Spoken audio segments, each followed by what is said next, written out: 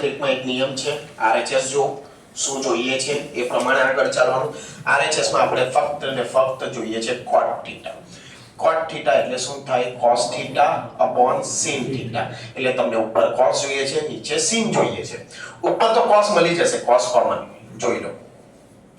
એટલે અહીંયા શું બચ્યું 2 sin θ માઈનસ અહીંયા કઈ નહીં બચ્યું એટલે 1. હવે નીચે sin θ જોઈએ છે એટલે જો આ 1 છે, આ sin θ છે, આ sin સ્ક્વેર θ છે ને આ cos સ્ક્વેર θ છે. આ બે આપણે જોઈતા નથી, આ બે તો sin માં જ છે. તો આ બેનું કંઈક જુગાડ થતો હશે. જો 1 - cos સ્ક્વેર θ sin સ્ક્વેર θ બરાબર ને. એટલે 1 - cos સ્ક્વેર θ શું થયું sin square θ.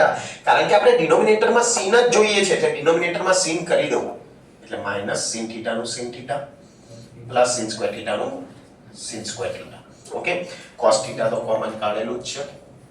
2 sin θ minus 1. Okay, sin square θ plus sin square θ 2 sin square θ એટલે માઈનસ શું છે sin θ.